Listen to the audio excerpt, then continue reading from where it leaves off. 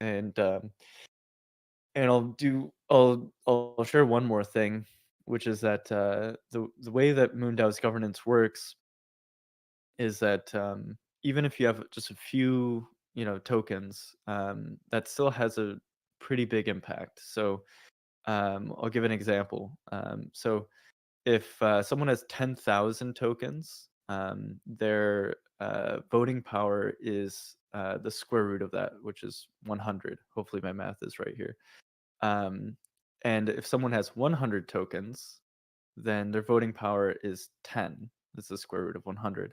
So even though someone has, the difference between 10,000 and 100 is 2 orders of magnitude, the difference in voting power is just 1 order of magnitude. So as someone accrues more and more tokens, their voting power diminishes over time.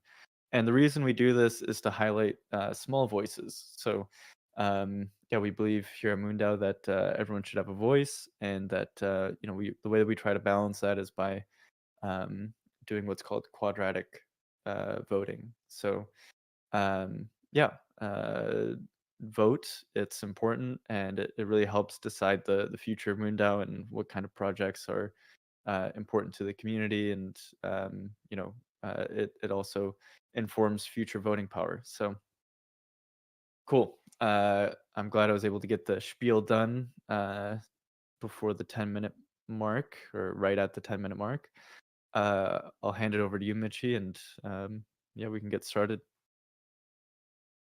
Cool. Yeah, so before we jump into those project reports, there is actually one other thing I want to mention that I think you missed, Pablo, is that we also have a community circle, which is like a project that's basically guaranteed to get 10% of the reward pool. And so we'll be announcing the results of that today as well. But I think before we jump into all of that, we first have a proposal for a new project coming up, or something we can vote on today. I'd like to get Dr. Eiman up here. Howdy, how's it going? Hello, can you hear me okay? Yeah, yeah, we can hear you. Yeah, okay. How's it going today? Pretty Um, good. so we are hoping to put a Q3 proposal forward for the second astronaut support, that second astronaut being myself, along with the help of Ryan and Andrew Titan, who you guys will hear about, Q2 here coming up shortly. But we wanted to put forward a proposal for that. I'm just pulling it up right now. Basically, it's a continuation of some of the work that we've been doing in Q2, but also trying to solidify some plans for when a future launch date is announced. So, the main problem is that we are continuing to raise awareness for my launch, to also raise awareness for MoonDAO, to hopefully improve kind of like people's knowledge of it, and seeing it, and hopefully draw them to the website. And also, how do we engage both our community at MoonDAO and the larger space community around the launch? And so part of what we're trying to do is continue a publicity campaign. You'll hear about what we've done in Q2, but also going forward, and concurrently try to come up with means that individuals can be at the event whatever time that is. We're not quite sure what time that'll be, but so we can have some on the ground events, or maybe even virtual events when the launch is announced. So our first objective is publicity and coverage for our forthcoming launch. So we will continue to work on securing podcasts. Our goal is set to be 5 podcasts and 3 articles in print or online publications, and 2 video interviews during Q3, and hopefully reach a cumulative audience of 100,000 individuals. This hasn't changed from our Q2 expectations. And then in the event of a launch, outreach will be made to outlets where we were previously a guest. So maybe circle back after a launch with those outlets. Another objective is to start solidifying a community engagement and participation. This includes trying to plan on the ground events for when the launch date is announced and when we know when it is, for people who might attend in person. And we will have potential stipend for people to join in Texas if you're a vMooney holder and or citizen, and have some additional money, another additional $10,000 for incidental expenses. The on-site launch is limited to only a few people due to just Blue Origin's ticketing policies. So we would be trying to plan an off-site launch watch, which would be off Interstate 54, and try to plan a way that people could either carpool in either a van or a bus, depending on how many people show up from either Van Horn or El Paso, depending on where we think the majority of people are going to be. Additionally, with this engagement piece, we're hoping to print patches and stickers, and this would be for distribution to our community once the launch has occurred, and some of them may even have been space foam patches, so that we can have those for community members to kind of have something cool that's been in space and commemorate the launch. Additionally, we were thinking we need to print out a flag to take, to have a big flag for after the launch, but also maybe as a zero-G indicator. So we have that on this. And then also some shirts to print out for individuals who come to the launch. So this is basically just trying to think about what we'll need when the launch is announced, and what we can do for the community, both for people who want to show up and after the fact for people who can't show up, so that they can be part of it. The third objective is to try to identify medical or scientific research. We've continued to work with people and trying to come up with good ideas and propose them to Blue Origin. So our hope is to be able to finalize this at this point.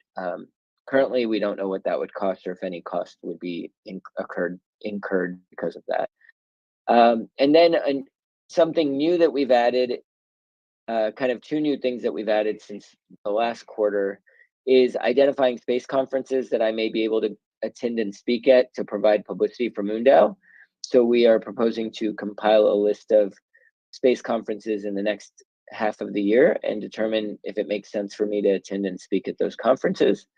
And then the other one would be to basically identify me as a courier for MoonDAO and select a payload that I will be taking up. This will be both the passive payload in the bag, but also the zero-G indicator. And this would basically make me serve as a courier for MoonDAO and an employee of MoonDAO on the upcoming New Shepard flight, so that I could serve as, an employee or a courier on the flight. And we determined that an hourly rate for something like this would probably be $1,000, but I would only be on the flight for 15 minutes. So potentially pay me $250 as an employee on the flight for MoonDAO. And that, that way I would be paying taxes as an employee, as a 1099 employee, potentially on the flight, as opposed to incurring the flight as a gift, because it's not truly like a prize where you could take the money payout, which would be like most prizes. So I would become an employee of MoonDAO for that purpose. And then finally is there was a photo shoot that was done and trying to determine what IP would be useful for MoonDAO's website and advertising. So that would be another objective. If you look for this one, I'd be the Rocketeer. We have our team, which includes Andrew, Ryan, Pablo, Michi. We have already got a multi-sig address set up from Q2, and our budget is expected to be more. We only had $1,000 budget for Q2. For Q3, if the launch occurs, which we don't know when that's going to actually occur, we are estimating that it would cost about $26,250. $250 for my time in space acting as a courier, $18,000 for individuals up to 12 members who would come out to West Texas for the event, and that would be the stipend, and then another $8,000 for potential things like printing stickers and patches and flags and T-shirts that would be given back to the community. And so I guess that is a brief summation. What questions are there? How can I help answer anything?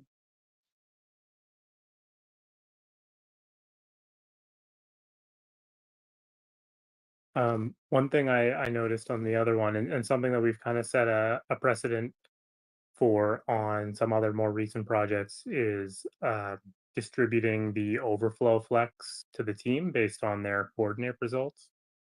Uh, I'm just checking through here, but I'm not seeing anything to that extent here. And I'm wondering if that's something that you guys would be interested in including or would want to do with this round. Guess I don't understand. So distributing the overview, can you repeat what that was or give me a So better explanation? we sometimes we have a flex budget, like how you have a flex budget on this project. But Yeah, for some of the other projects, there's a disclaimer basically saying that if there's any flex budget left, that we're just going to distribute it to the team based on whatever their coordinate results were. Kind of like just a bonus at the end. I So guess if I leave that up. Yeah, I don't know if that needs to happen. I think we might be overestimating costs so that we don't have to come back and submit another proposal. So in that sense, I don't feel it would be fair for us to propose that coming to us. But I would be interested in hearing what Ryan thinks about that also.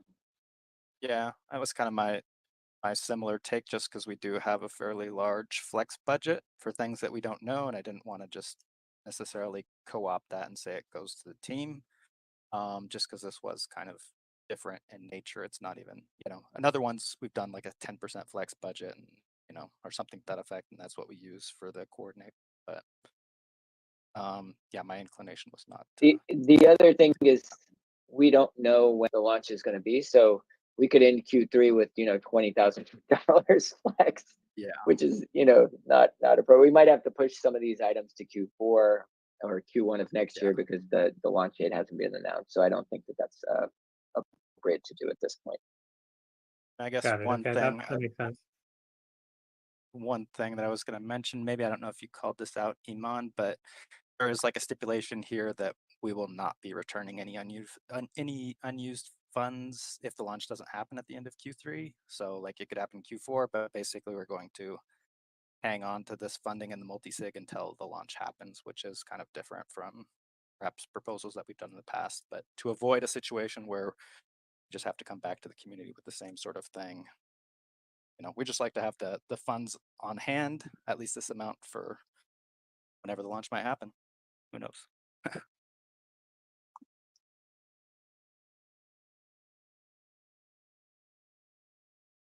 That sounds good to me. I don't have any other questions or concerns. I think this is a good idea, and we definitely want to, we don't want to lose momentum on any of this now. So, um, I'm totally for this proposal. I think what I would like to see as a unofficial key result is basically us launching Dr. Iman's career as a professional space doctor. I think that would be the ideal outcome of all of this, and that would be really good for MoonDAO. Um, good for everyone. Well, I'm So, trying, guys. I'm trying. I've met with a woman today who reached out to me on LinkedIn who is in the space industry and from Nashville, which is where I live, and she's moving back. And we were trying to and she met someone from MoonDAO and recommended they go to Thunderbird. So she knew you guys, but yeah, I'm trying to meet people and figure out how we can yeah make this more my career than my current career. Yeah, we've got a MoonDAO alumnus who's at Thunderbird right now doing their master's in space administration and I forget the name of it, but yeah, this is an awesome proposal. I think yeah, MoonDAO was the first to send a DAO astronaut into space, but I feel like you're going to be the first true community astronaut that's being sent out, and it's so awesome to have you really involved in our governance and our projects, and yeah, it's just awesome to be able to connect with you like this and do something through MoonDAO. My pleasure.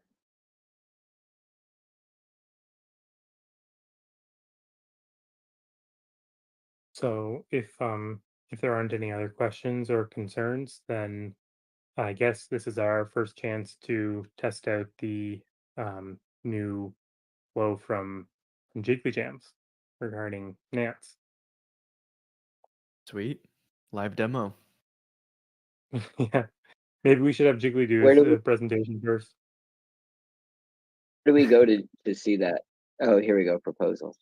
All right. Yeah. Hey guys, yeah, this will be a good demo. Yeah, if you go to that forum post, yeah, I see some polling coming in for the temperature check, and yeah, that'll close later tonight at 8 p.m. Eastern. Oh, so Oh, wow. we can't just close it right away. Nope, because we're on This is schedule awesome. now. And then And then it'll yeah, schedule it straight to snapshot after. yep, yeah, it'll go straight to snapshot, so you can see it. You know, people can change their mind, but it looks like everyone's in favor, and then it'll go straight to snapshot. That's amazing.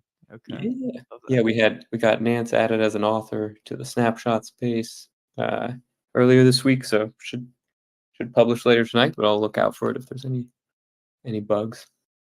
Sweet. Oh, Yeah. it Amazing. seems I think we've already reached quorum. 6 out of 8 is quorum, right? I believe so, yeah. I'm sure it'll pass regardless. Looks good. Cool. Mhm. Very, very cool.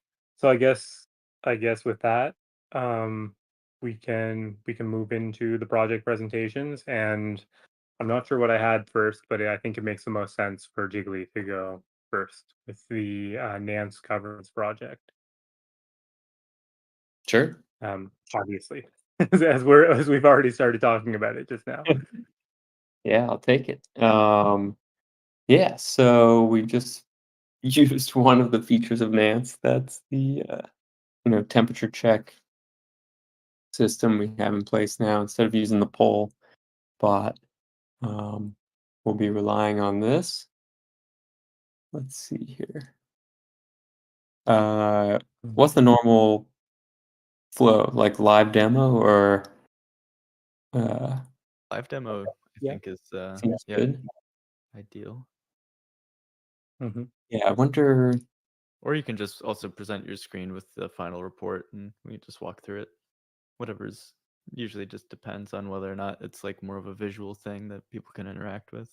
I guess live demo would be cool, and it'd be nice to get some feedback because I know Ryan's been having trouble with the proposal editor, and I just pushed a change that should help it out a little, but maybe.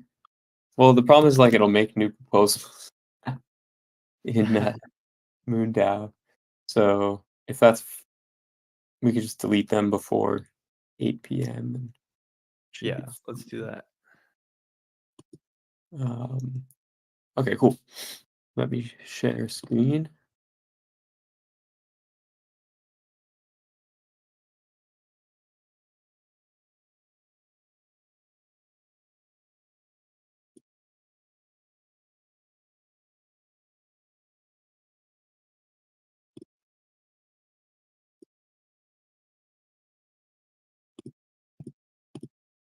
Get rid of my email. Okay. Cool. Yeah, so this is what a proposal in the Nance system looks like when we're kind of viewing the proposal itself. Right now you see like I'm added as the author since I kind of did the final submission to it since Ryan was having trouble from bugs on our end. But yeah, on here we have like the kind of action that's been attached to it for requesting a budget. We list like the Discord user ID for the team. Right now we need to fill in the multi-sig addresses. Ryan, maybe we can meet up after this and fill those in.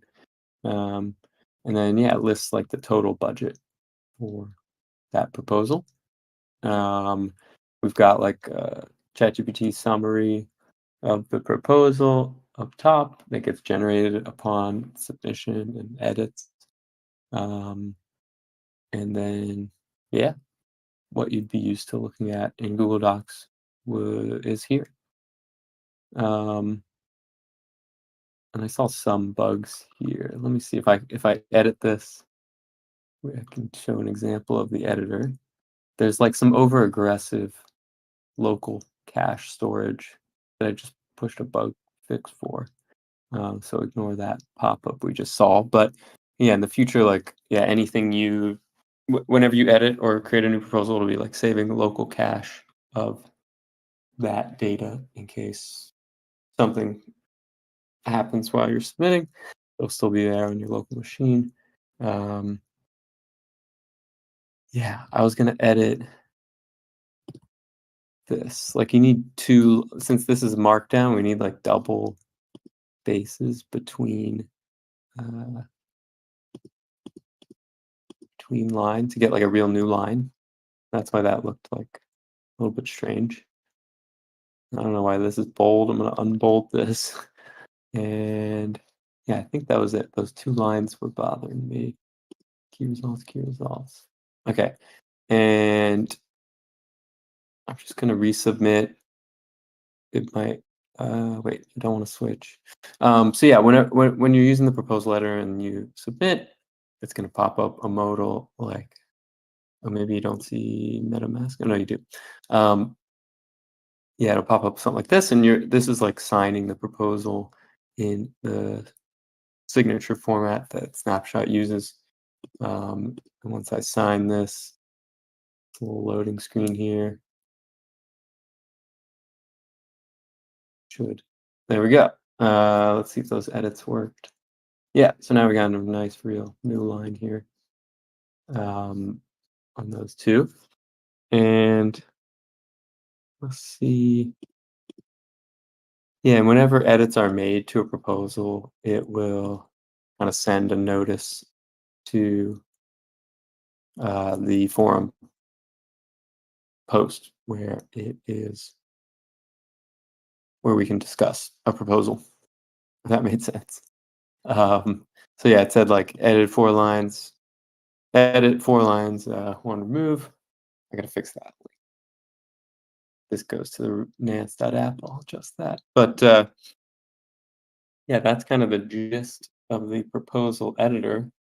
Going back to, I don't know if people, I guess I've showed this page off before, but yeah, all the proposals will be listed under governance proposals vote. You'll see here, this little green ticket means it's in temperature check, and we got like a little indicator that it's live, receiving temperature check stuff on it now. You also see like a cycle number.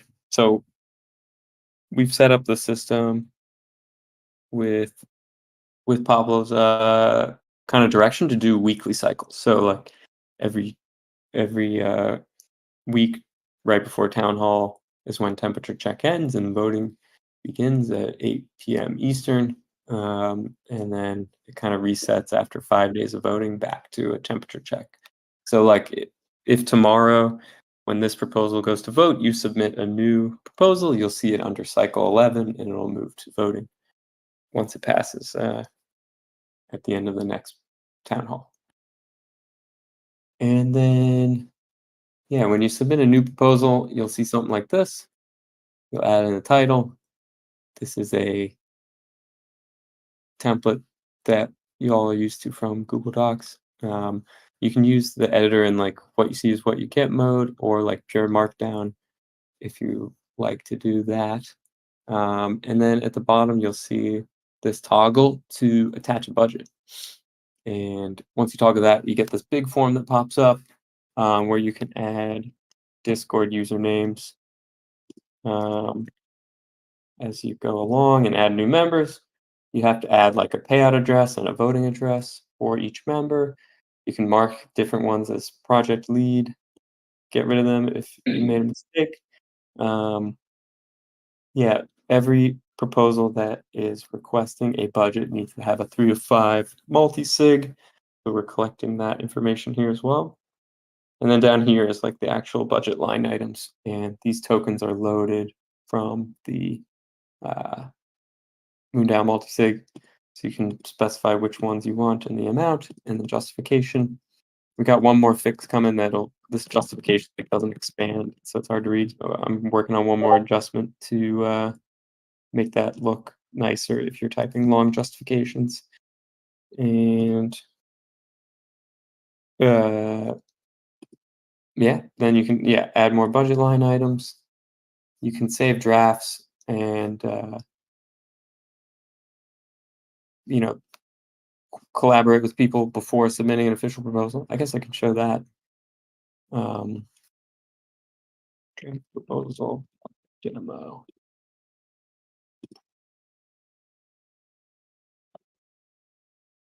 So when I save a draft, you'll see something similar, like signing the proposal. Once you sign, it'll submit it to the Nance backend. And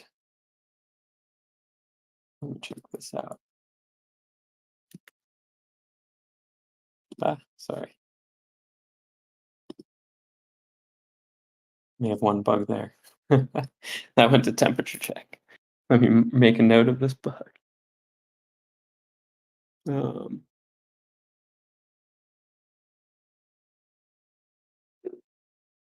going to fix that after this, and that should not occur. So yes, maybe Mitchie go in and delete the thread it created. Will do. Thank you. But yeah, normally this would show up as draft, and then you'd be able to, have other people edit it. They would get marked as co-author, like you saw on the current DP 145. And then, if you do want to archive a proposal, you could do that. And I'm just going to delete this one, which will remove it from the Nance system. And I guess it sends a message to Discord that it deleted the proposal when you do a delete. But that thread will still be there. So you want to clean up at some point. But yeah, that's the gist of proposal creation.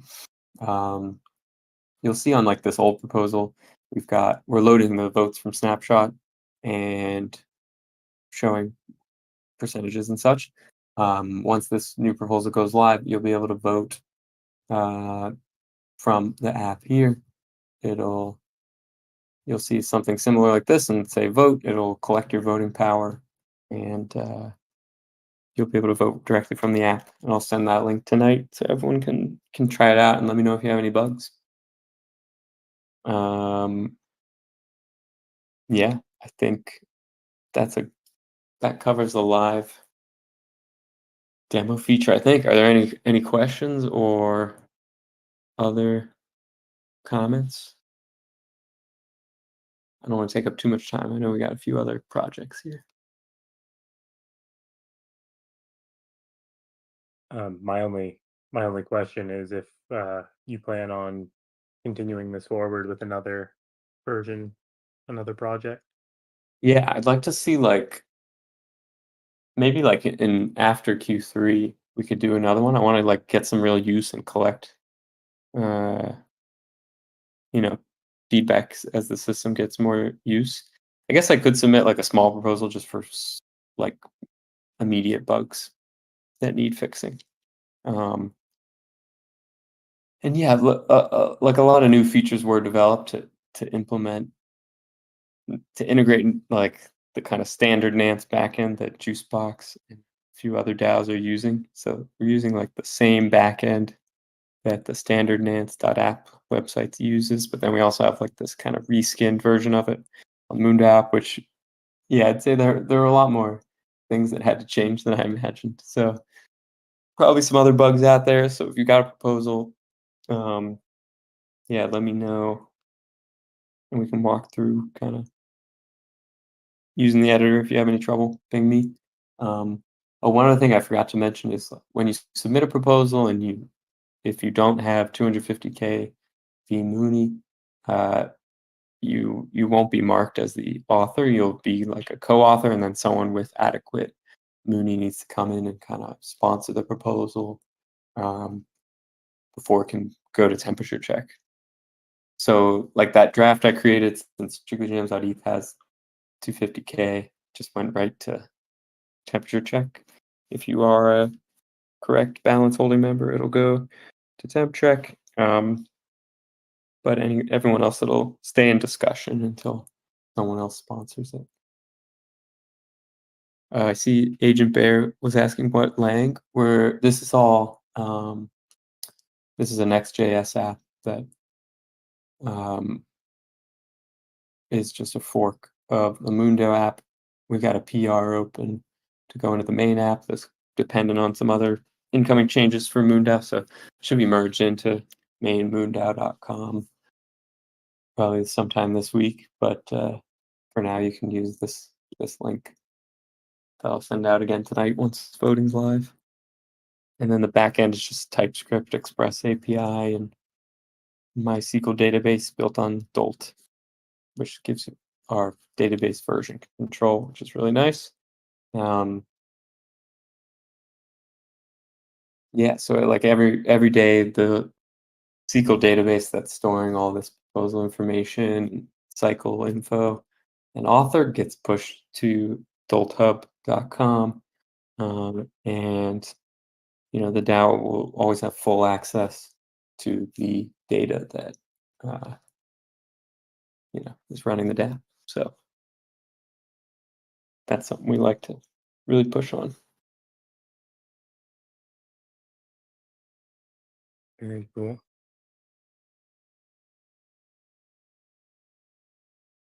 All right. Well, no other questions on my end.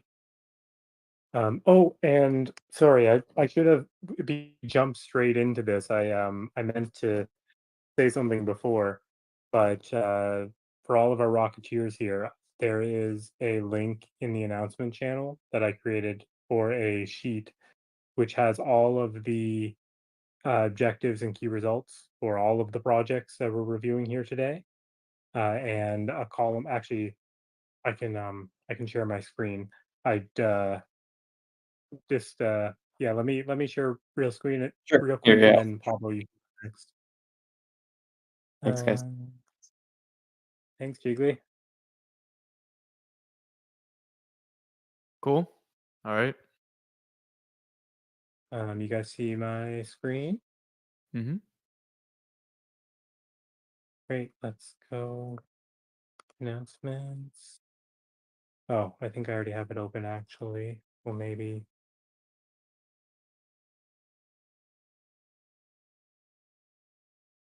Sorry, did I not post it here yesterday?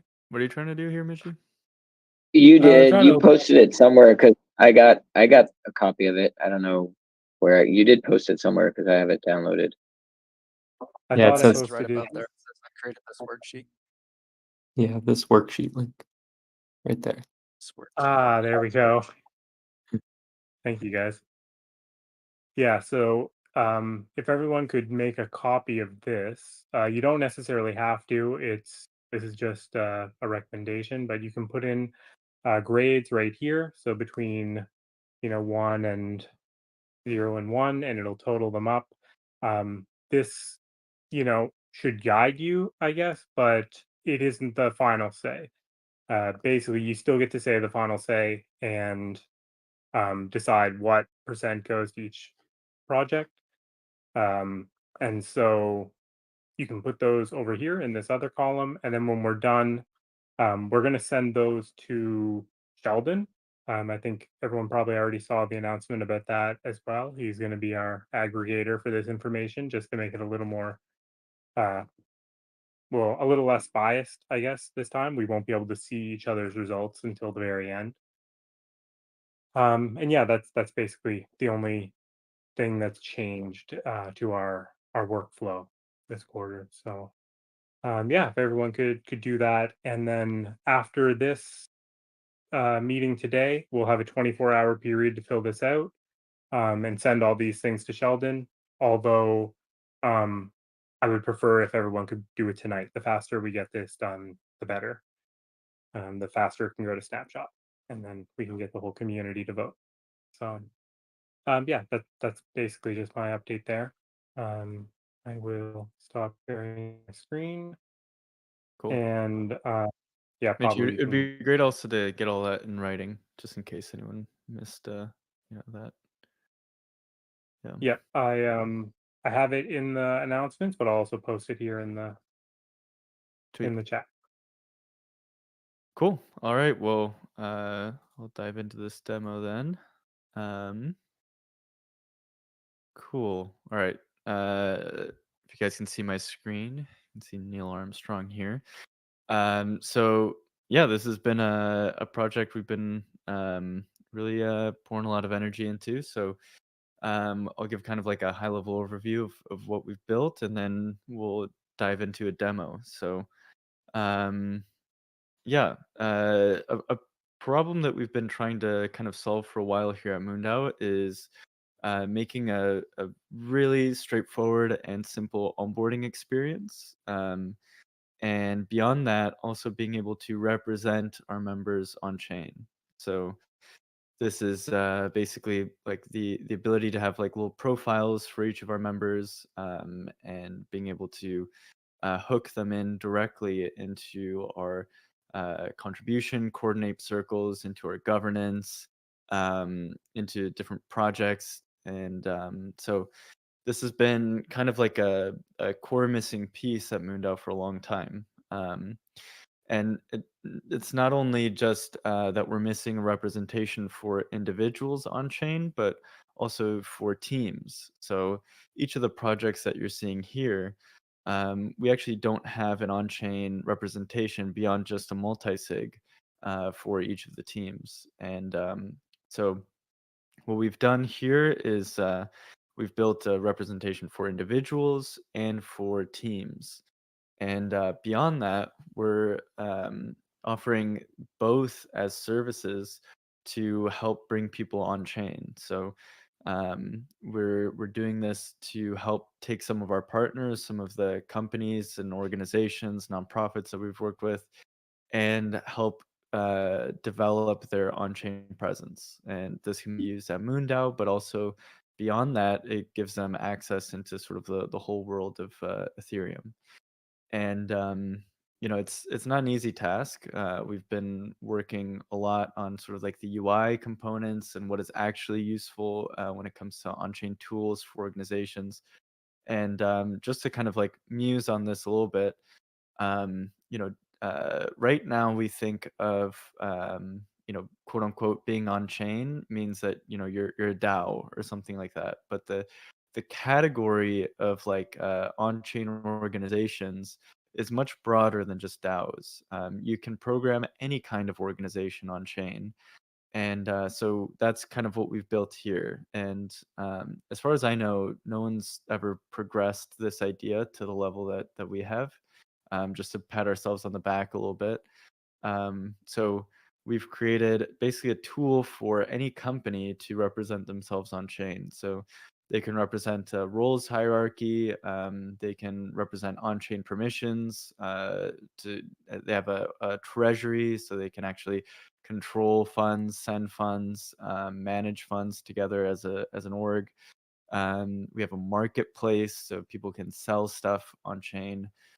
We have a hiring and jobs board.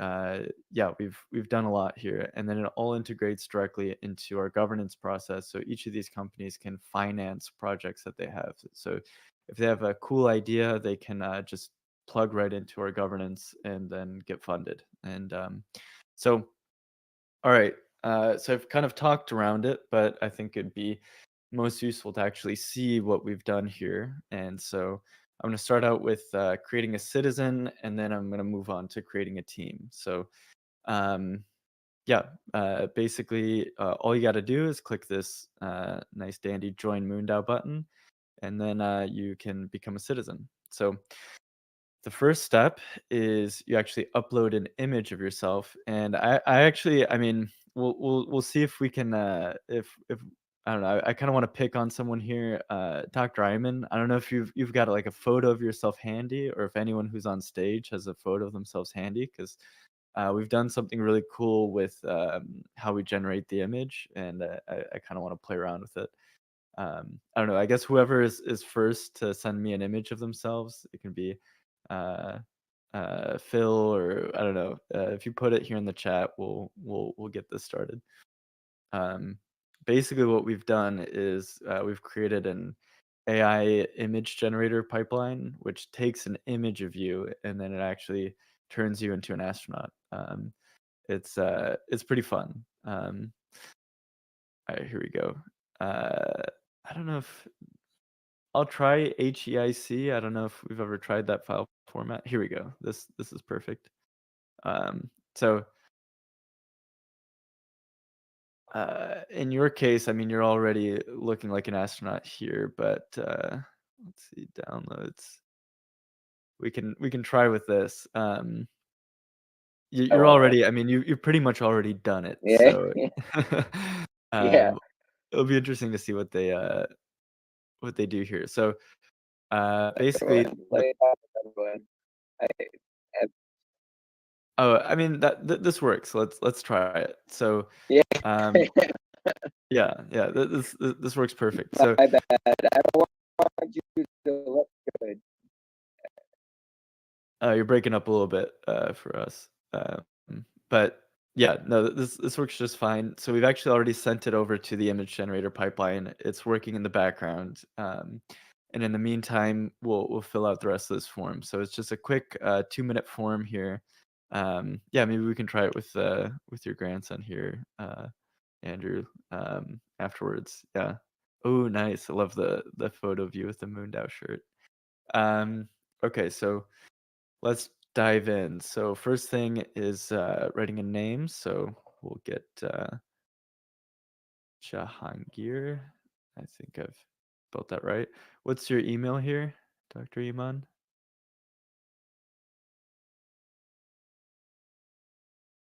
If you don't mind. I can also just put in a dummy email. Testing. Yeah. Yeah, this is all a test net. Yeah. Okay, I got it. Eimanjahangir@gmail.com. Now we'll Sweet. get all the fan mail. Yep, The webcast. All right, so we're gonna say MoonDAO's first community astronaut. We had a DAO astronaut, but okay. Now let me grab your username here, Dr. Eiman J. So this will actually link directly into the Discord. I don't know if you've got a personal website, but if not, if you don't have a personal website, it's optional. You can also just skip this step. Let's okay. What about your X profile username? Dr. E. Jahangir. Perfect. Cool. And I know this one, Nashville, USA. Cool. And we'll list you in the directory, and I imagine you're already on the newsletter, but we'll get you in here. So that's all you have to do to create the profile, and there we go. So I think this is a little easier for the AI pipeline. It already had you in the, but I think it does a decent job at getting people in here. We actually were also experimenting with videos, so you can actually like create almost like a Harry Potter-esque like moving image, but that was a little bit more complex.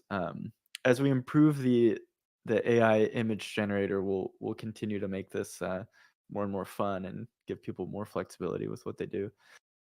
But yeah, so here's the contents of your profile.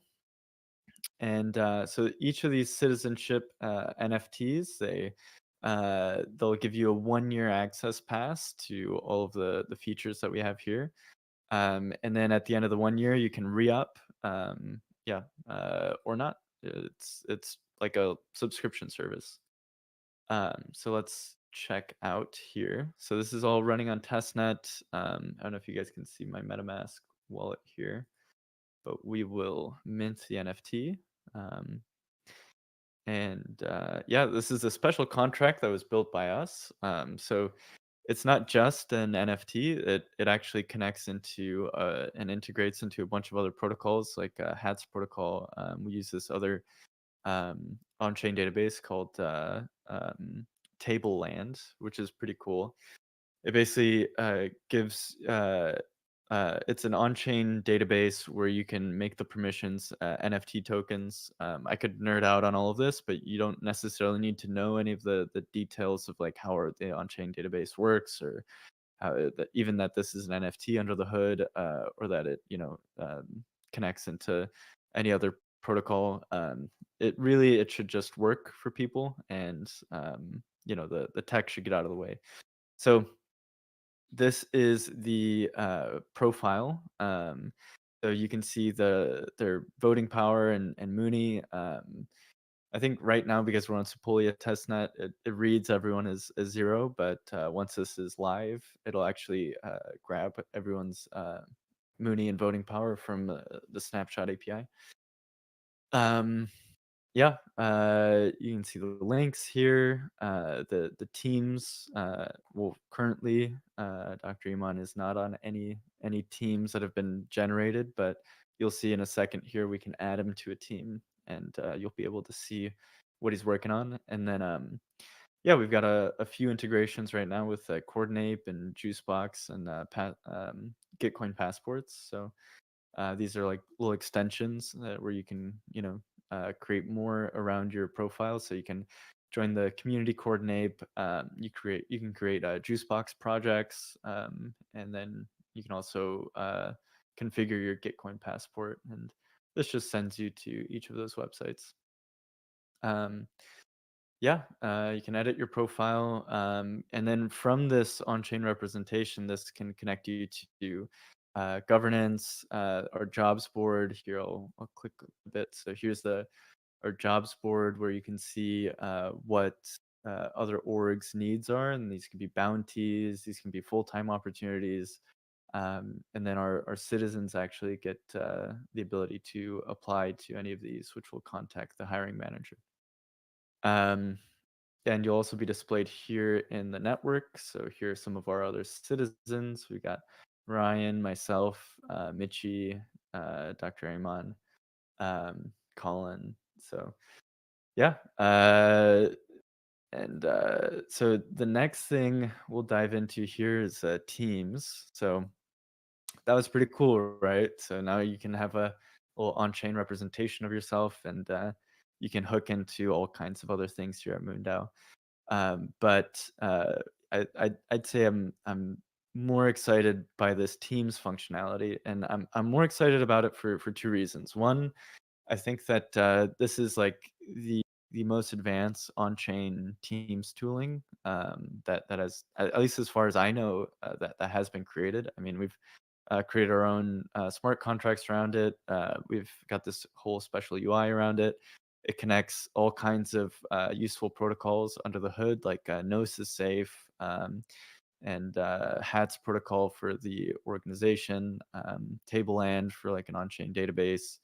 And yeah, it's a pretty powerful tool. It can connect directly into the marketplace, so you can actually add things to buy and sell directly from this portal, and then on top of that, you can create job listings. And so we've put a bunch of cool stuff that we've packed right into this. And then the second reason that I'm really excited about this is because we can actually onboard a ton of our partners. So we've already had 8 space companies and nonprofits that have joined the first cohort of teams. So yeah, we've got some really awesome names in there, like Intuitive Machines, the Mars Society, LifeShip. I see Ben here in the audience. Space for a Better World, who we've worked with on zero-G flights. Some startups here in the Bay Area, like Athro Space.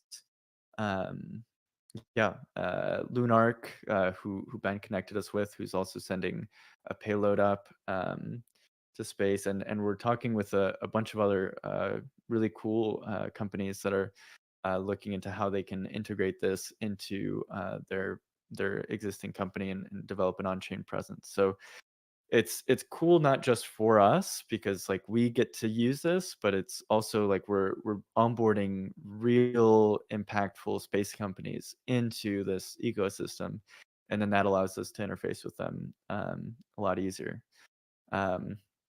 So, all right, it's a similar flow. Basically, you can upload your logo here. So I'm gonna create one for MoonDAO. So it'll actually just put you on a little flag on the moon with the MoonDAO background here. You can save the design, and then it'll take you to the next step to complete your profile. So yeah, similar thing here. So we'll actually let's maybe I should have made one for Nance. I don't know if I've got the Nance logo, but yeah, let's do it. Let's pretend this is Nance. So automating governance. See, is it nance.com or what's the website? Gnance? Nance.app. Not nance.app. Cool. Logo I dropped. Oh yeah, maybe here. Let me see if I can just quit out. I'm gonna let's do this right. We'll add the logo here. Copy image. Nance.png. Sweet. All right. We got you here on the moon. Sweet. Cool. All right. So let's get this Nance. Automating governance. Nance.app. What's the X account? I think Nance _app. Yeah. Yep. Sweet. Okay. Discord. Have to get it. Okay. I don't know. We're not that primo with the GG, Oh, okay. All right. but I can get an invite.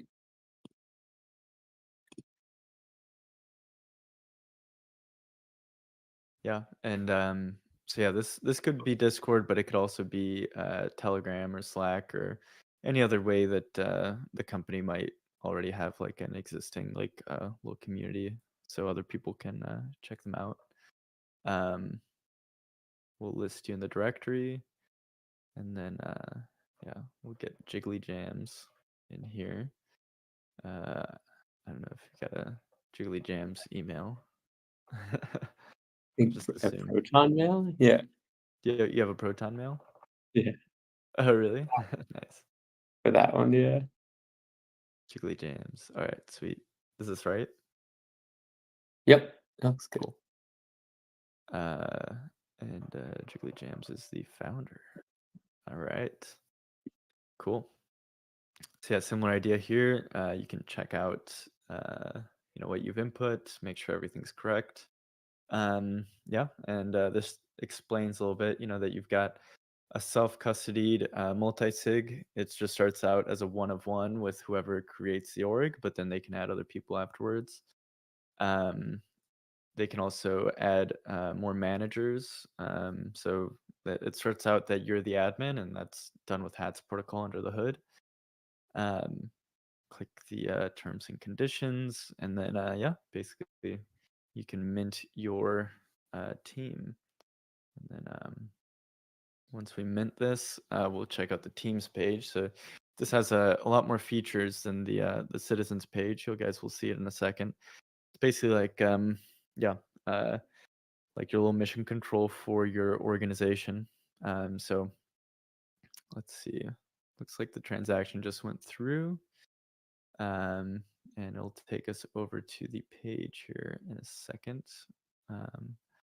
But yeah, let's see. Loading. But yeah, you'll see on the page itself, we've got like a few quick actions that can connect you to the governance, hiring, and to the marketplace.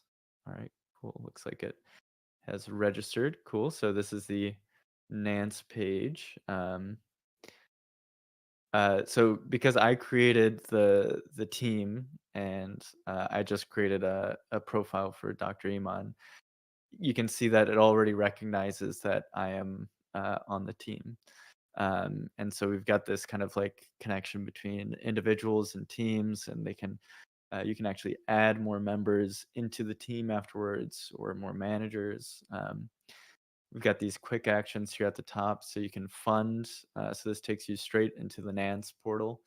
Hire, so this actually you can create job listings, and then selling, so that you can add a listing. This could be a product or service. This could be something that you're selling to the community, like LifeShip has done.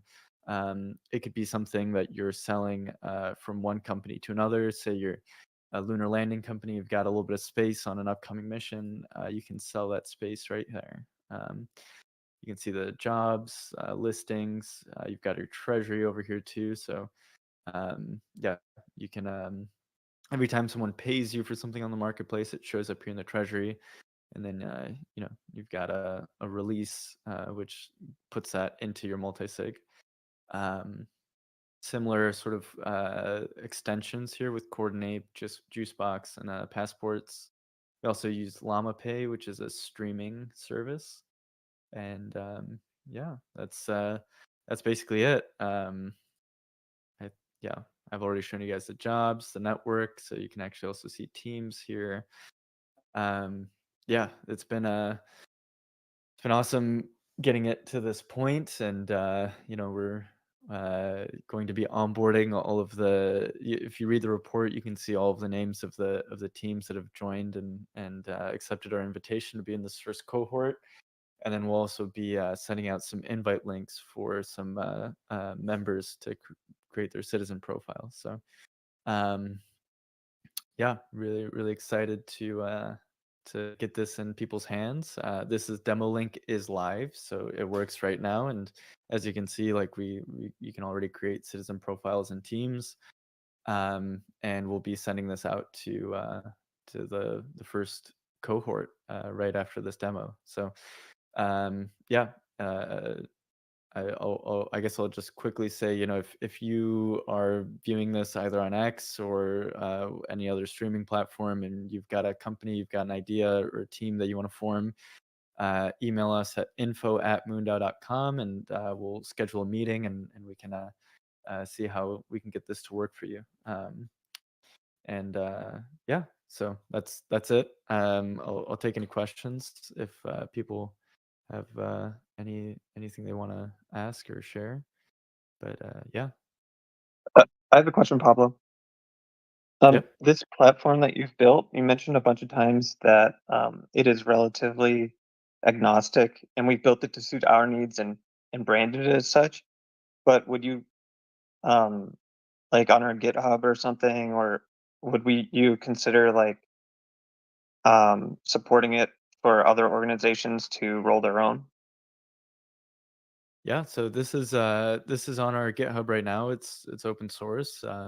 Anyone can fork it or play with it, do whatever they want. The contracts are also open.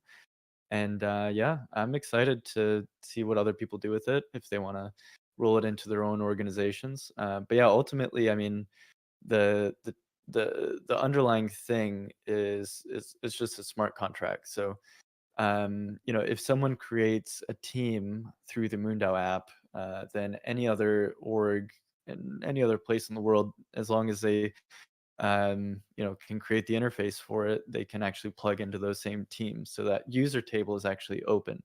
And so that's like a really cool thing that I think that most other companies don't do. So in most other organizations, most other companies, you create a profile with them. It's on their server. It's just their data. In our case, we have an open database. It's an open source community. So that allows for anyone to sort of build on top of the network that we're creating here. So yeah, it's pretty cool.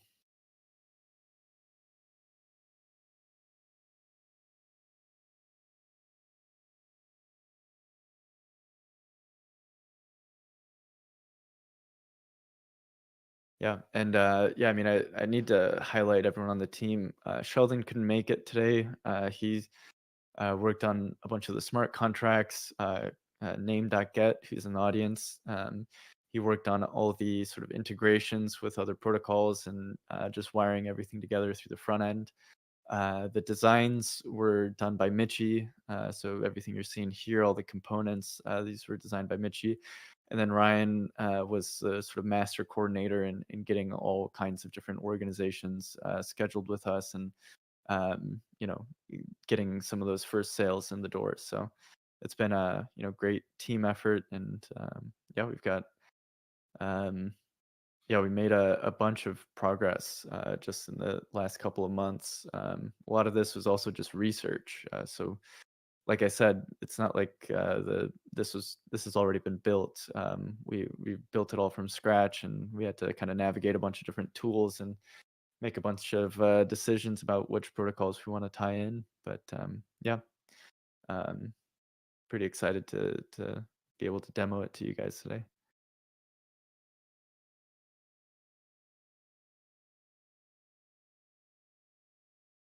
Cool. I don't think we'll get many more questions from people up here on stage. A lot of us were all heavily involved in this project, so we have all our answers.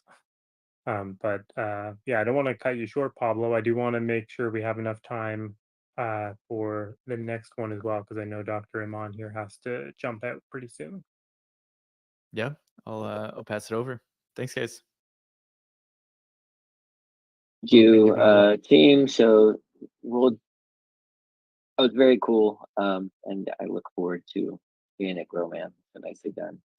All right, I'm gonna share my screen, I guess. I don't have cool stuff to show like the last two people, but what is this? Sorry, I'm gonna try to share. All right, there we go. It's gonna be my entire screen, but I don't have anything here you guys can't see. So the second astronaut support, I think the biggest thing we were trying to do with it is increase publicity. That was our initial main goal, with reaching 100,000 individuals in Q2.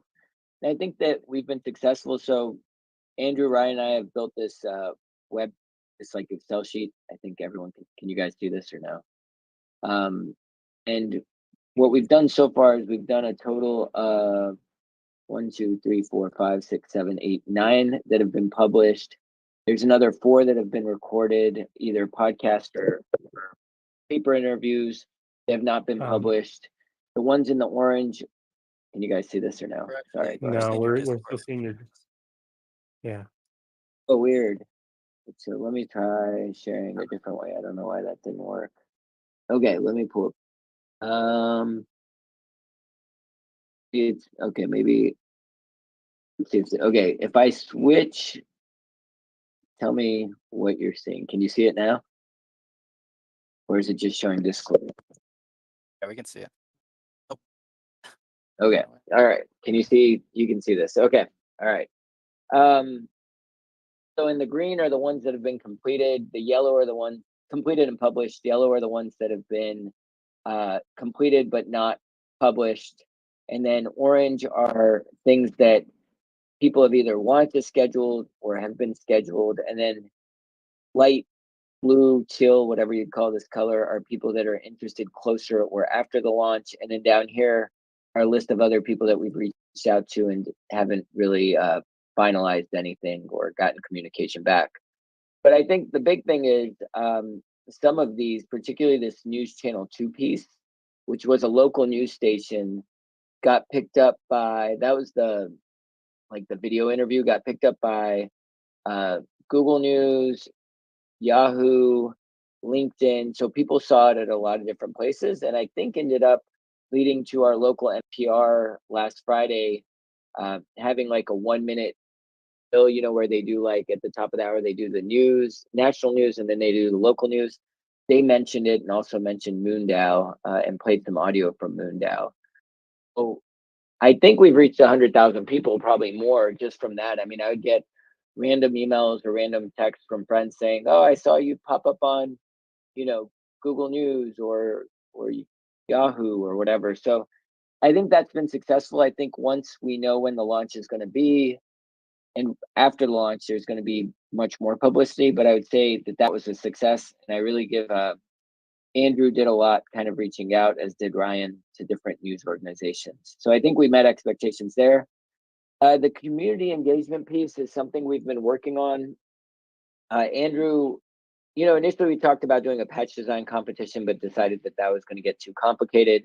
We talked about grabbing photos from individual members to incorporate into the payload. But at this point, I think we're going to decide against that. But what we did do is Andrew helped design a patch that we're still finalizing that will be hopefully flown to space and maybe something that we can give out to community members.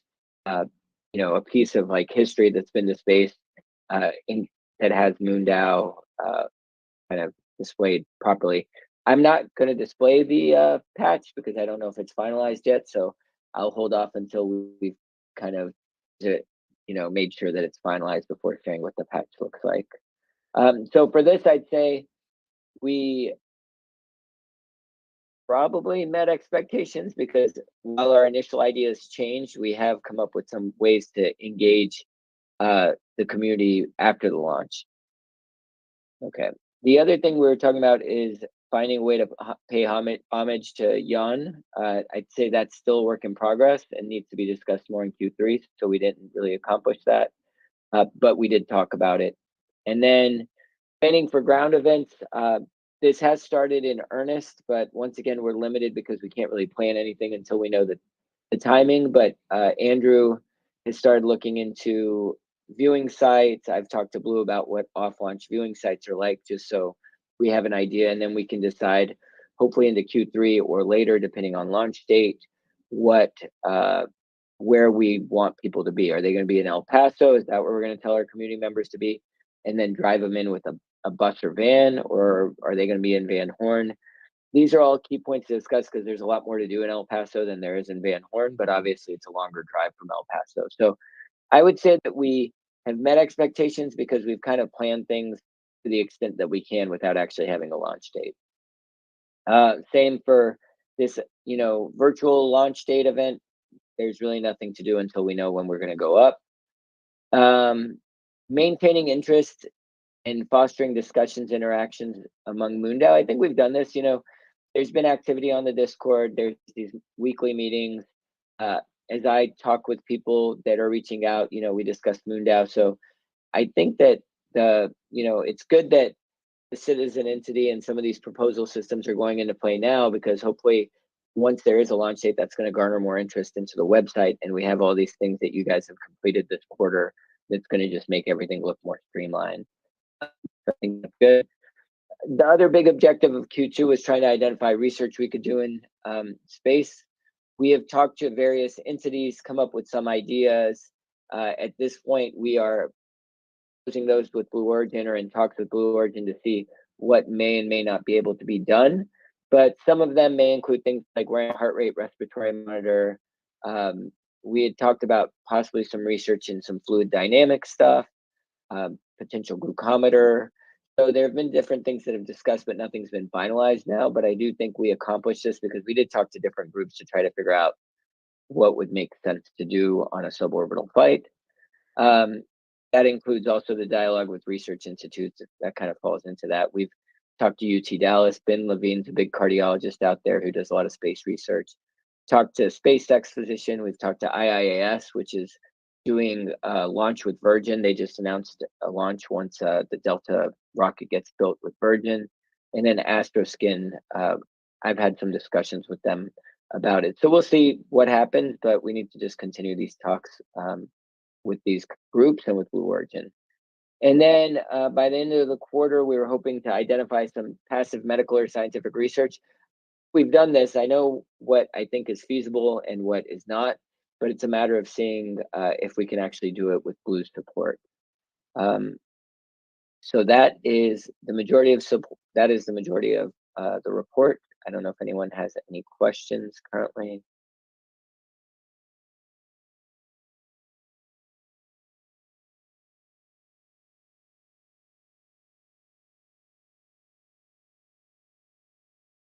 No questions. I just want to make sure for people in the audience, though, that they realize that this is the continuation of the or the original, rather, and what we were talking about at the very start of this call is the extension of this project. I just wanted to make sure that's clear.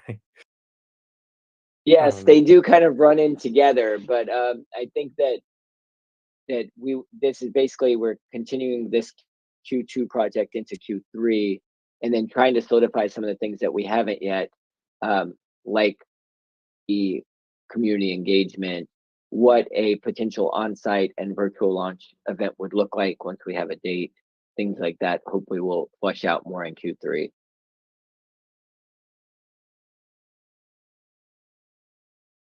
cool. I guess just to add to that, there was, this original proposal that Eiman is presenting is basically no MVP. It did have like a small $1,000 flex budget, which we used only part of for a photo shoot that Eiman did. So yeah, that's basically almost no funding, whereas the Q3 one has all that other funding for on-the-ground activities. So that's the main difference, but otherwise kind of just similar continuation. And the other thing I'll mention is on the MoonDAO Docs website, you can go to the press coverage page, and we've linked out to, I think, all but maybe the most recent press event or podcast that Eiman has done. So yeah, they're all linked there. Thank you, Ryan.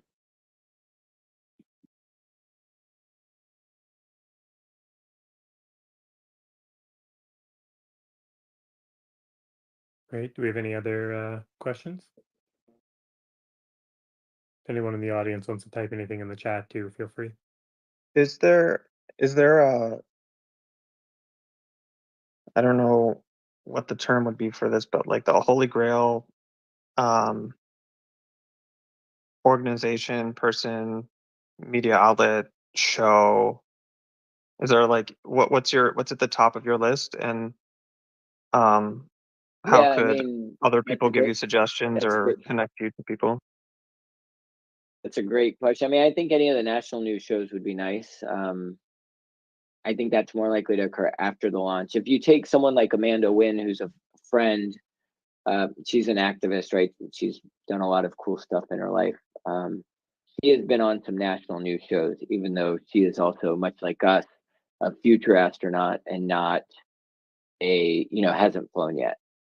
So if I looked at someone like her and said, okay, that she's really hitting these big national news organizations because of her story and her organization Rise, I think that would be an ideal situation. The other issue I think we have, are the things that I could improve on, is my social media presence. It's not something I'm super comfortable with, but if you look online and you see people like Kelly Girardi, who flew with Virgin, or Amanda Nguyen, who is going to fly with Blue Origin, they do very well kind of like correlating social media, Instagram videos and things like that. And I just don't have, I look at Instagram and I'm trying to figure it out, and it's just not something I'm super versed in. So maybe someone could help me like learn how to do that better, or make suggestions. If we get an intern, maybe that would be a good person if they're younger and comfortable with that stuff. Um, like what would be the holy grail of like podcasts would be likely unable to achieve, but someone like Joe Rogan would be like the bigger the reach, the better.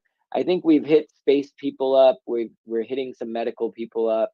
We're hitting some Iranian community people up, because those are kind of the three identities that exist with me that are obvious.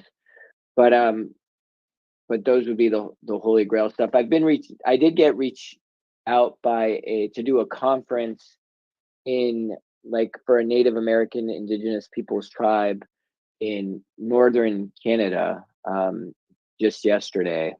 So that doesn't have a wide reach, but I think that's impactful, right? Because it's for K-12 students that are in that community, and there's a big conference that this group runs to try to get them excited in education and STEM as a way to like get out of the regular career, which they said a lot of people just end up going in forestry and mining and don't actually graduate high school. So it's like, that's not a big reach, but that's cool. Like that's impactful. So I guess there's the reach aspect of like what would get us more reach and what's impactful. So any of those opportunities, I think if I can do them, I'm happy to come do, I'm permitting.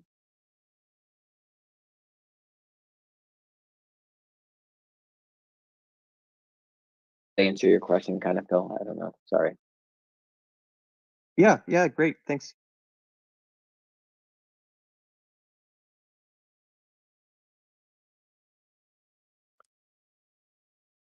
If anyone knows Joe Rogan, you should tell him about MoonDAO. Oh dang! I was speaking with Joe last night. I should have said something. You should have. You should have. He could have been a citizen. He could have joined up as a citizen entity. Dang, missed opportunity. And we have reached out to Ellie Sure. in space, and because obviously she's part of the community, having done the 0G flight, and so I know that Pablo, Ryan, and Mitchie, there are discussions with Ellie also, and she does have a good reach. So Ellie would be a great person if it works out.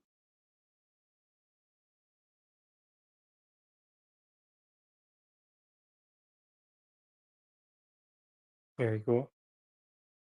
Well, if there's no other questions, I think we just have one more proposal to do, right? And that is the one for Skyline Digital.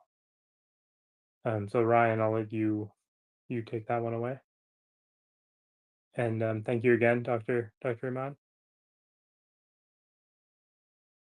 Cool. Yeah, I'll be relatively brief here. Skyline Digital is basically just a small project. I mean, it was a little bit more involved than we thought, but to be able to have a fiat on and off ramp for MoonDAO. So this, the primary incentive here was to be able to receive some fiat payments that we have pending. But also it enables us to do things in the future, like send payments to space entities. Basically, Pablo and I met with a bunch of different digital banking entities that specialize more in the Web3 world. We ultimately decided on Skyline Digital as the best fit.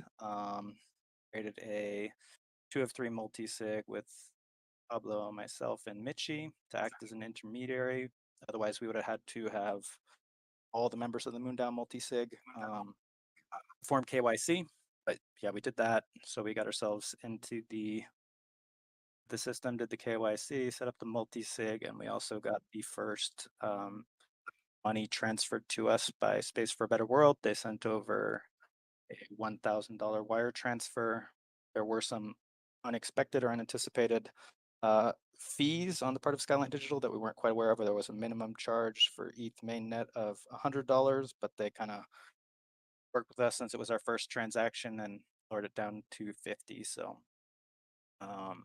we got $950 out of that test transaction that was sent to that intermediary multi-sig, and then we transferred that straight over to MoonDAO Treasury. Links are here on chain. I can probably share the back end here. But yeah, you can see here, this is the on-ramp, the transaction that we had, 1,000 coming in, 150 came into the wallet. Wallet address here. It's already been,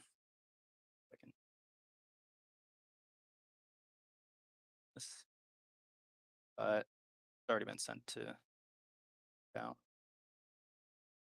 But yeah, we can also give you access to certain members of the community, like the multi-sig signers, into this Skyline Digital backend. And myself and Mitchie have view access. For example, this Pablo has admin access. In the long term, it's basically to replace those 3 people with our 3 elected astronauts whenever that comes to be. So that's the long-term plan here. It also has API access, so I don't know, we might eventually implement this into analytics or the dashboard or something like that for greater transparency. But yeah, that's the gist of it.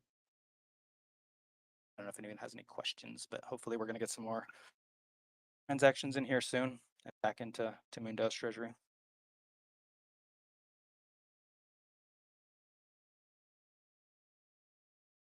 No question, but I do want to point out that even though it doesn't seem like a lot on the surface, this is a goal that MoonDAO has had for literally years, 2 years now.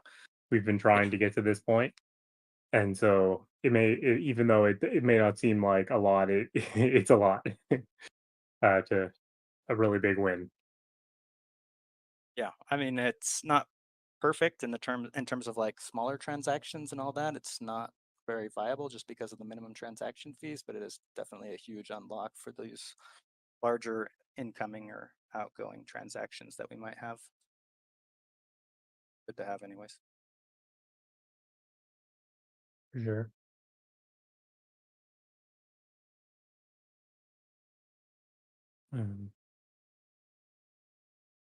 Yeah, if there aren't any other questions, then that would be it for our proposals that are going into the circle. Although there is one more project that we can review here, one more report that we can go over for the DeSci CVs project. So it was decided that we wouldn't be putting the DeSci CVs into the retroactive reward cycle, and instead we had the members of the team submit their results into the community circle, which I'll update here on after Phil. But yeah, Phil, if you want to take it away and just give us a review of that project, then I think it'd still be good to hear. Sure. I'm calling in from my phone, so I'm not able to share the doc and talk over it directly. But I know the talking points. So if someone wants to share their screen on my behalf, that'd be great. So DeSci is a decentralized science platform or where you upload research, and it lives on chain as a node. CVs is short for community validations, and it's a new feature that DeSci is developing to serve as that feedback loop for accountability and accreditate accountability and like peer review, where an author would claim like traits about their research or about the node that they posted, and then other people would read the research and validate those attestations. This project started at the beginning of the year, and you can check the interim results from the end of last quarter. This quarter, the progress was relatively minimal. I'm going to be speaking about this project overall. So the work that was done was there was some documentation put together, instructions, and how-tos on how to work on DeSci, how to upload things to DeSci, how to use the community validations, and we did that with the dev team. We were also their guinea pigs, and things broke a lot. So as a team, we submitted dozens of bug reports that were worked on by DeSci, and also gave lots of user feedback to their platform. We had goals of recruiting academics, professional researchers, and introducing them to DeSci and having them post their research or publish their research and become part of the MoonDAO community where it would be reviewed by MoonDAO and things like that. We reached out to a number of authors, and we didn't hear back.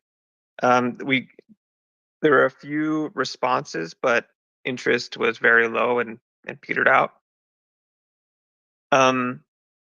Despite the best efforts by the core team, we've got Royalty, Carla, and Ryan that really stepped up to corral things together, and then also Southside and Eliza for taking the time to be testers as well. Unfortunately, we didn't meet most of our OKRs. That's the bottom line. Our OKRs were to recruit people to the platform, to host workshops, to publish nodes, and we did all of those things, but not to the level that we had set out to. The last major consideration is that we had secured 1 ETH in a safe, a Gnosis safe,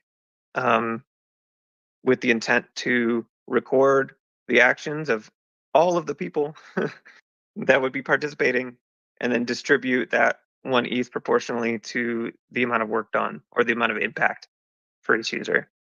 But since we had minimal like things to count, partly because the platform was not letting us do what we wanted to do, and the other part being time constraints, interest, and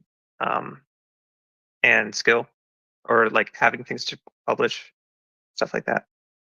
We decided to return that 1 ETH to the treasury. I will say that I am confused about the community circle instead of retroactive rewards thing. And we could talk about this offline, Mitchie. I understood that the ETH would be returned, and we would instead of distributing that 1 ETH, we would use community rewards to reward people for their efforts, and then still the Rocketeers and Moon Settlers would get their appropriate reward for running this project through to the end. So we can talk about that later. But in general, we did the best we could. It has a lot of potential as an idea. It has a lot of potential as a project. But it needs someone with a lot of time, a lot of enthusiasm, and honestly, the DeSci platform needs to mature before we should pick this back up.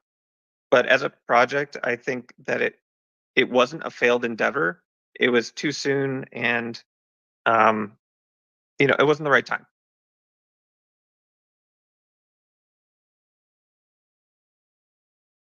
I just want to say, Phil, that what you were saying about rewarding the members through the community circle, that is correct. And we've already received those results.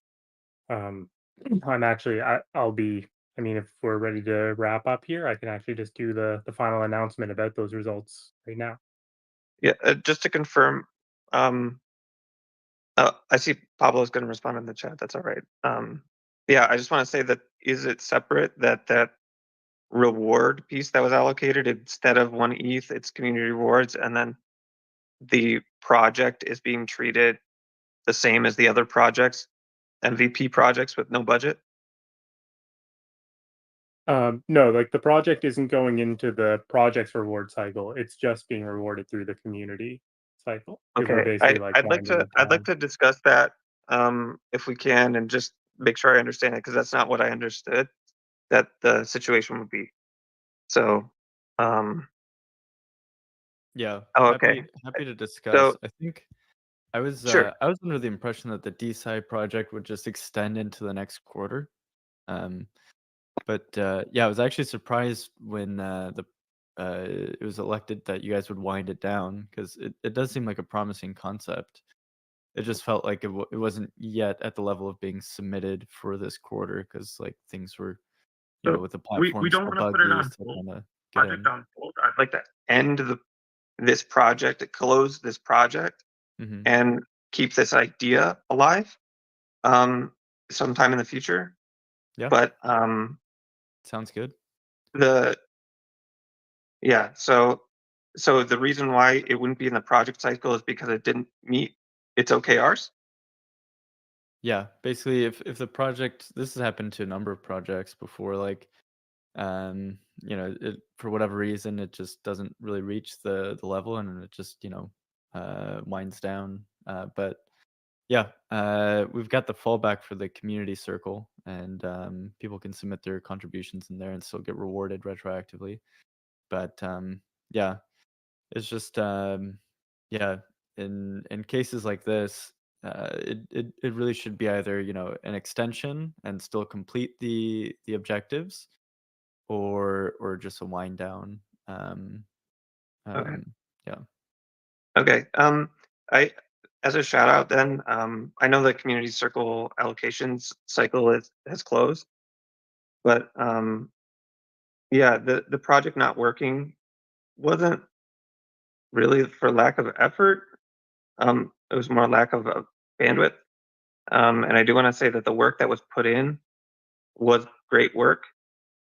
And I want to thank Royalty especially for the amount of time that they took out of their schedule to pursue these things, to talk with DeSci, and then also to attend every Senate meeting and report on what's happening, and you know, stay in the loop, keep the Senate updated.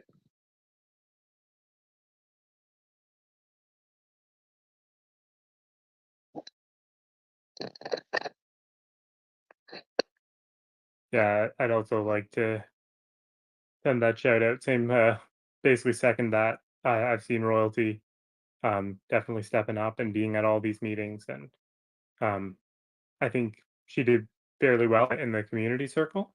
I'm sorry for this like confusion if there was like a misunderstanding here. Um, but yeah, I definitely hope that we can continue the spirit of this proposal and carry it forward in some way. And like I was saying before, I have some ideas that are reaching maturity now, and so I think it's something that we can move back towards eventually. Yeah, and this is in a weird situation with how the project went, and external things and internal things. So, um, yeah, looking forward to future quarters and future work. Well, but yeah, with that, I can announce just some more details here we have about this cycle. So I have some preliminary results that I'd like to share with you guys. Give me 1 second here. I'll grab the sheet. Um, Now, I've gone ahead and calculated what the reward pools will be for the quarter. I based this calculation off of the uh, exchange rates for ETH today. If we can get all of our Rocketeer distributions today, then that will be the amount. I'll just send it to Snapshot with that. But if otherwise, like if we're getting them tomorrow, then what I would prefer to do is just update that amount so that we can have the least amount of drift possible. Because then there's a 5-day period where it goes up to Snapshot. And so with that in mind, I'm going to post a couple sheets here. I'm going to also share my screen. So I'm going to screen.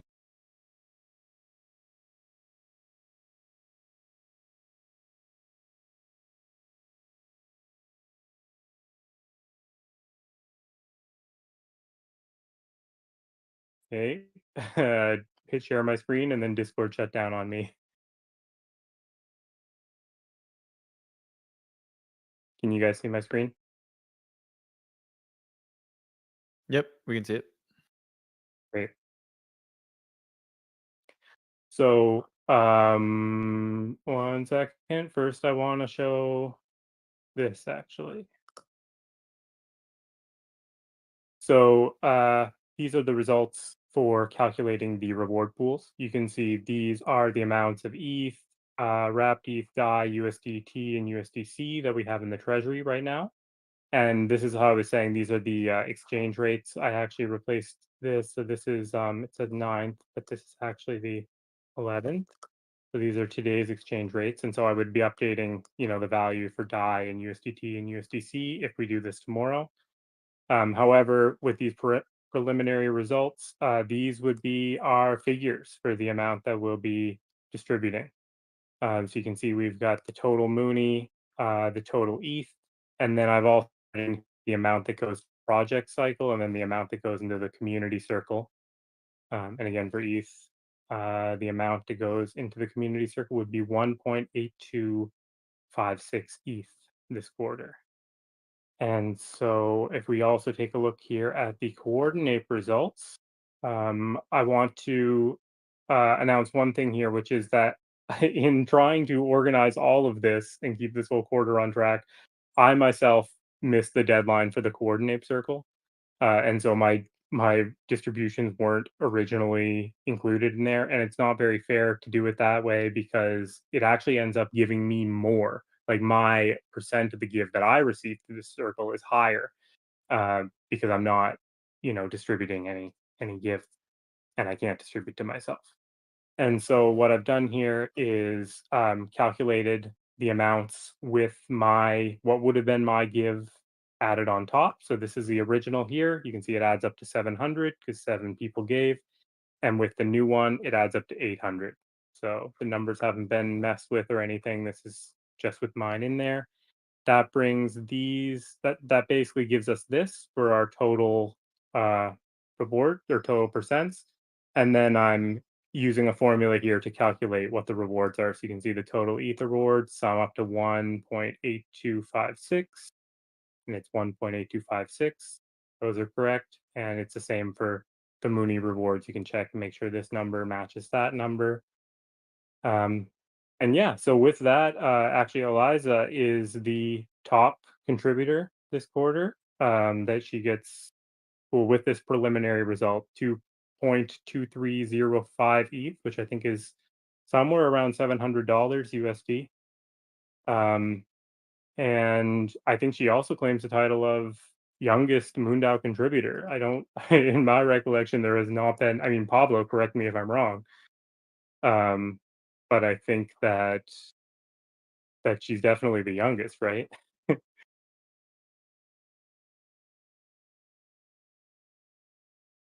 I'm as far as I'm aware, I think so. I don't I don't know. But yeah, congrats, Liza. That's a huge accomplishment. Yeah. Her Yeah. podcast has been awesome. She's had a bunch of people on from MoonDAO, and yeah, I think it's really cool.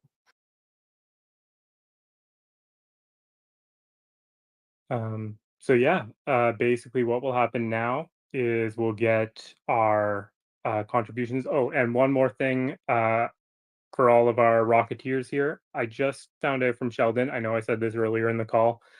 Sheldon won't be able to be our trusted aggregator. We're going to have Titan do it.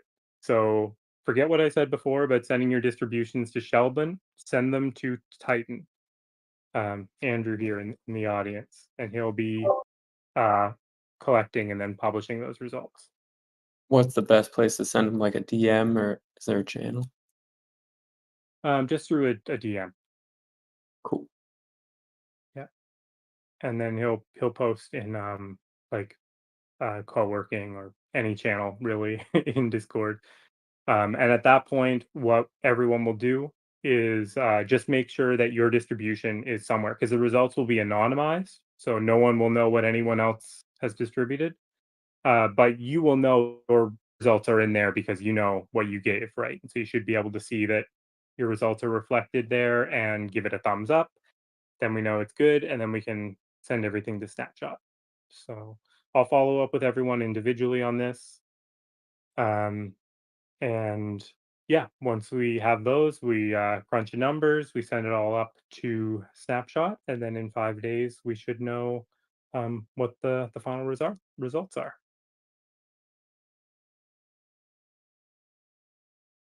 Sweet.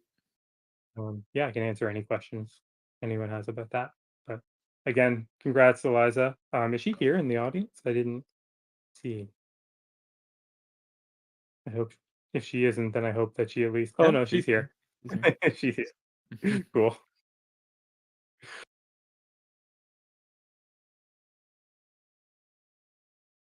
So yeah, that's basically all the announcements. It's just open floor, although we have been going nearly 2 hours. Yeah, we could do a shorter open floor, maybe like 12 minutes, hit the hour mark. I still need to eat lunch here. Been working up Mhm. to the last second for the demo. I gotta jump off. I just want to say, Great work, everyone. MoonDAO is what it is because people just are enthusiastic and put in the work to make it happen. And it shows. Here's the proof. So let's keep it up. I'm really excited about the upcoming quarter. It's about the launch, about all this other stuff. Yeah, go MoonDAO. Go MoonDAO. Thanks, Phil.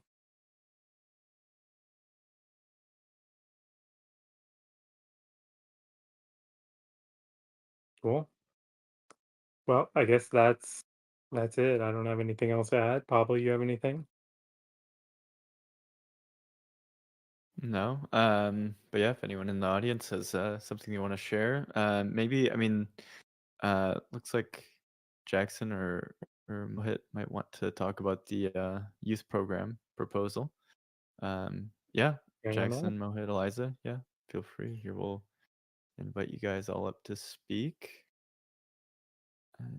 Eliza as well. Perfect.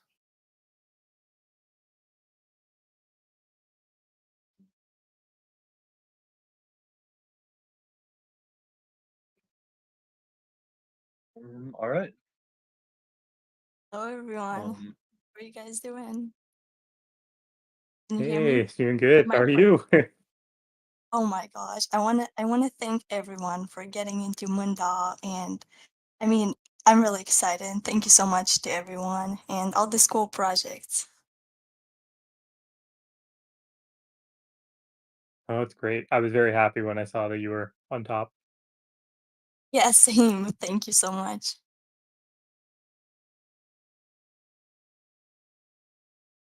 Um, all right. So I'm gonna do a little I'm gonna pull up a little screen, little graphic of a little intro of the three of us that Eliza put together. Really impressive. Congratulations again. That's amazing. So yeah. So let Thank me just you. share my screen real quick.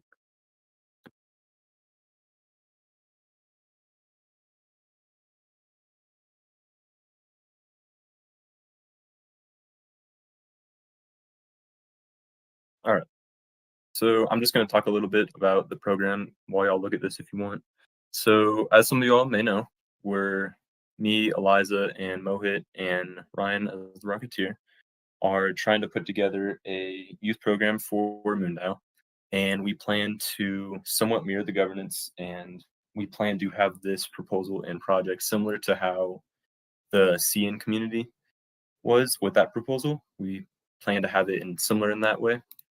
We plan to have different courses for the members to learn about DAOs, governance, different STEM topics in general. There's potential opportunities for online events. Ryan mentioned a few hackathons, which we could do. And overall, it's just a way to introduce the youth community within MoonDAO to bring them more into MoonDAO, since there's some legal issues with it, but also it's a little hard because not everyone has experience in this. So it's just a little way to get them into it and learning about it. So I'll move on to the proposal real quick. So we're roughly, I would say, 80 to 90% done with the proposal. The only things that we have left are the timeline, budget, and then the multi-sig. But pretty much the rest of it is done. So some of our objectives we have here, at least initially, is to attract and engage at least 35 members on the youth initiative within the first 3 months. So a few ways we want to do this and engage this is we will host 3 introductory events to explain the initiative and its goals. This can be done via Discord, a Teams link, just some introductory event. And then we want to achieve a 50% participation rate in a follow-up survey to assess interest and gather feedback. We believe this is vital after almost all of our our events in the beginning, because we're all new to this, and it'd be great to get feedback and support on this in the beginning. And then we also want to establish socials for the new program. So some of the beginning that we could start would be X, Instagram, and TikTok. Just they're a little they're not too hard to manage, and the growth on there are pretty immense compared to other platforms, and that's pretty quick. And then our other objective is to educate at least 15 students on blockchain technology and how DAOs operate within the first 6 months. And we'll conduct a few events on this as well. But we had the idea of potentially providing incentives to complete these courses, because these would technically be optional, but we want to get as many into it as possible so they can learn about it and further provide more value into the program and MoonDAO. So we thought of giving them a certain amount of Mooney as a completion reward. And then our third objective is to introduce students into proposal voting via snapshot. And the way Ryan actually brought this up initially was, so currently with the current snapshot, you have to get a Gitcoin passport. This took me a while to get, and it's really hard to get. I had to spend a decent amount in gas fees. So, and not everyone is able to do this. So we thought of potentially creating a different snapshot without that requirement so that they could, again, vote on it. And we would also provide Mooney as a completion reward.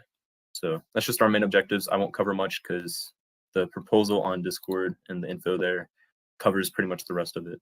So yeah. Eliza, you said you wanted to also add a few things? Yeah, so I wanted to add a few things here. I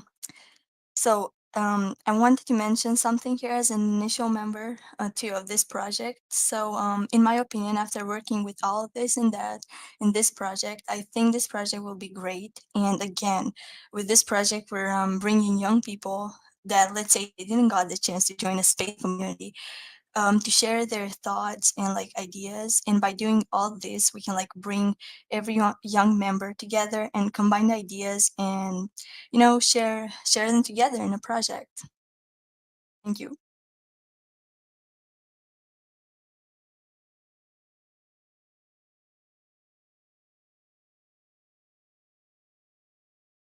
This looks really good. You guys have made a lot of progress from when we first kind of brought up this kind of small idea. I think it could be very powerful. I mean, like this could definitely serve as like a seed for the whole citizen and entity and kind of like professional network that we're trying to build. So I think it's really cool. I think, you know, hopefully now that this quarter is kind of wrapping up, we have been really heads down with a lot of other stuff. So I apologize that I haven't really been able to dedicate a lot of time and energy here, but I think, you know, it'd be great to get Pablo, Michi, and other people to get some feedback on this proposal and see how we can make it happen. Hopefully for Q3, because I would like to see it happen.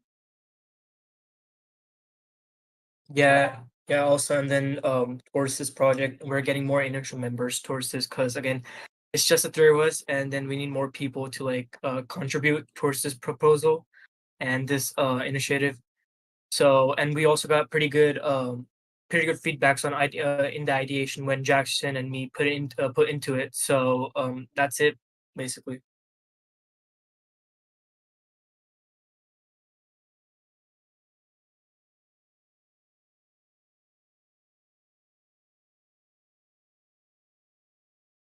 Nice. Yeah, I think this seems like it's coming along. It's got a lot more detail now and a clearer scope.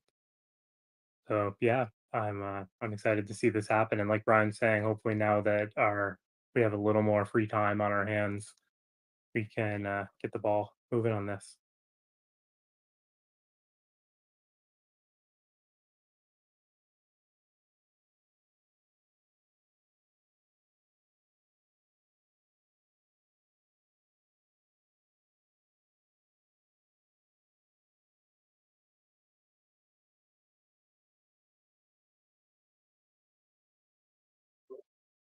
I just want to add Is, one thing real quick. Oh, sorry. Yeah. No, go ahead. Go ahead. I was just going to see if anyone had any like feedback currently that they'd like to add that we could potentially write down. Just curious. If not, that's totally fine. Just wondering.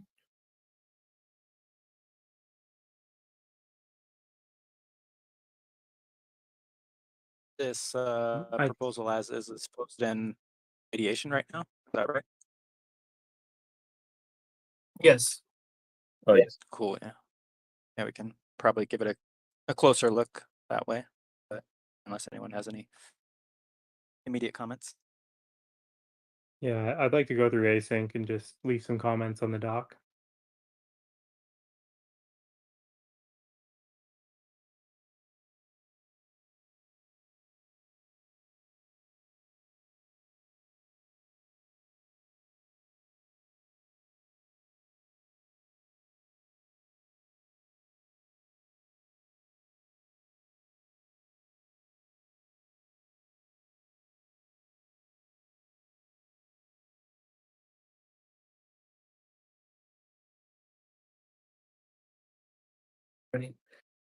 Yeah, I think we're. Oh, sorry, Mitchie.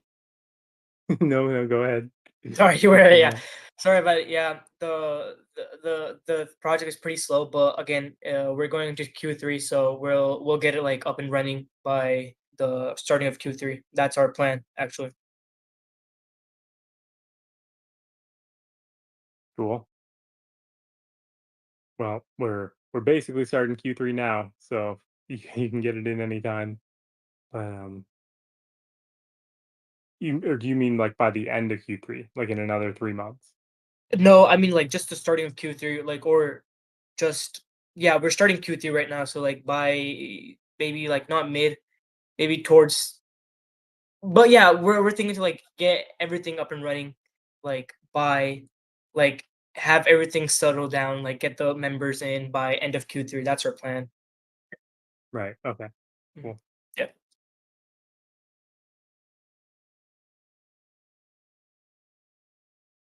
Cool. Okay. Well, I think that that pretty much wraps us up. We're right exactly at the 2 hour mark, so I think that's a good place to end it. But yeah, I'd like Perfect. to thank everyone, and yeah, just another call out. Thank to all our Rocketeers. Send your distributions to Titan as soon as you can, please. Awesome. But other than that, have a good day. We'll Yep. talk to you guys later. Yep. Have a good day, y'all. Bye. Have a good Thanks, day, everyone. y'all. Bye. Bye. Welcome to MoonDAO, a revolutionary governance model and mission-oriented community that's reshaping collaboration in the space industry. Our mission is to create a self-sustaining, self-governing settlement on the moon to act as a launch point into the cosmos. MoonDAO is governed like a nation, with its own economy, constitution, voting system, treasury, elections, and senate, but internet native, and so without the limitations of geography. In 2022, we sent our first member to space, showcasing our model's capacity for real-world impact. Now, we're implementing key solutions for global collaboration in the space industry.